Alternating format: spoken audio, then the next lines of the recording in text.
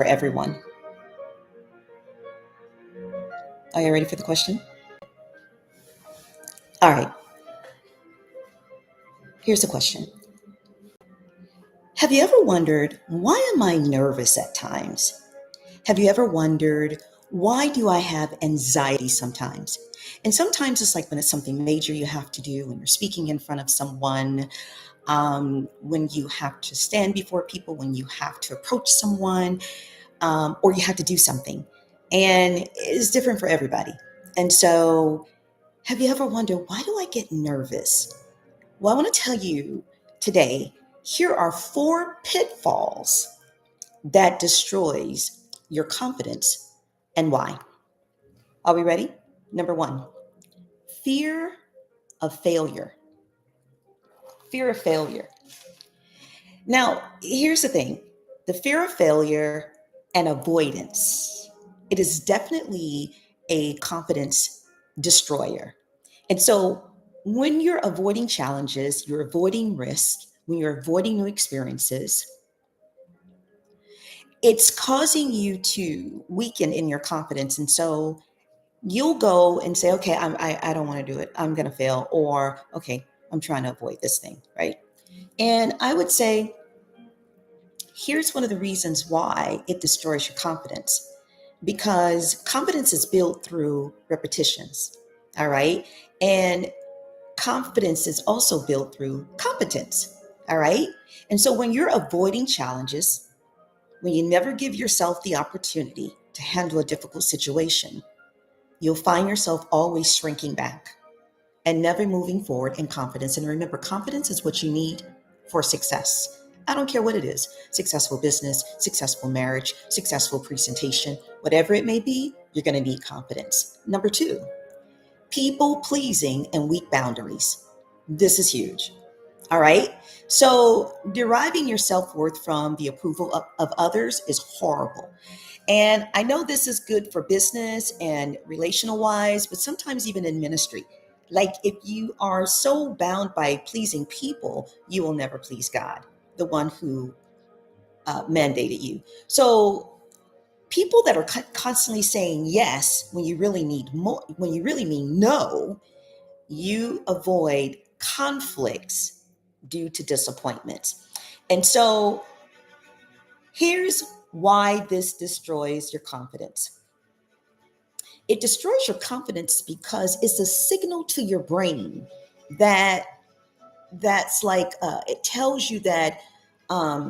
it tells you about needs and times and values uh, are less important than those or your peers. That your needs, your opinions, your time, your value is less. That's what it does.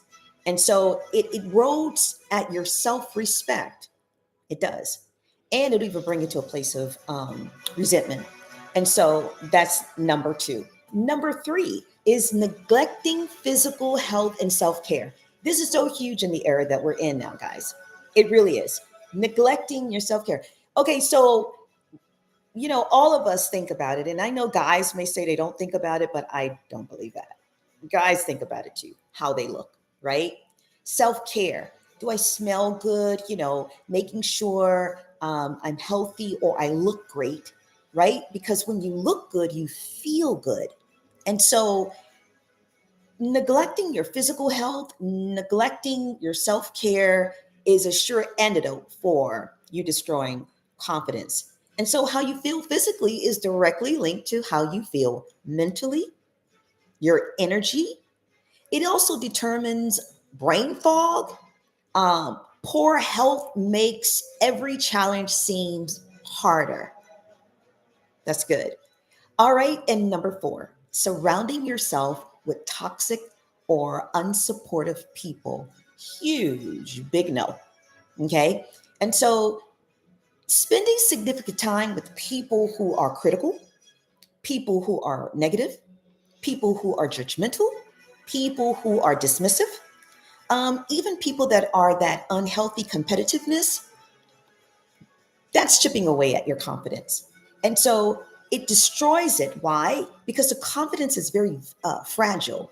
And it can be easily diminished by words, especially words that are closest to people that are closest to you, friends, associates, co-workers, boss, people you look up to. It affects you. And so even those that you're in relationship with, right? And so when you surround yourself with these people and you're constantly in their midst, they are chipping away at your confidence. Here, those are the four things that would destroy your confidence. Now, I have some antidotes for you guys very quickly on all four. Number one, every attempt teaches you something. Remember, fear of failure and avoidance. Every attempt teaches you something every time. That's number one.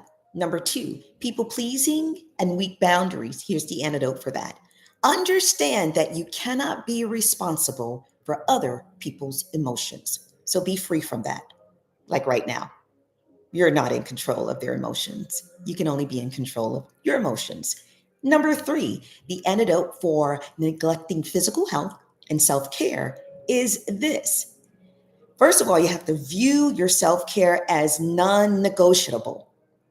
Okay. That has to become a priority to you, your health. All right. How do I do that? Prioritize sleeping, right? Eating well, eating clean. All right. Those are some of the things that you want to do to deal with your health care, physical health, and your self care. And when you treat your body with respect, your mind believes it's worth respect. And the last thing is number four, surrounding yourself with toxic or unsupportive people. What is the antidote for that? Here it is. Distance yourself from horrible energy. Distance yourself from the negative people, right? Distance yourself and now draw yourself closer to nurturing relationships with people who are genuinely supportive, genuinely encouraging, right? Genuinely empowering. All right. All right. So, in summary, confidence isn't about never failing. It's not about never doubting yourself. It's a practice built by avoiding these pitfalls and actively building habits of self compassion, courage, and self respect. I am your epic coach, April P. Wealth, and this is the School of Confidence. All right, guys, see you on next week, Wednesday.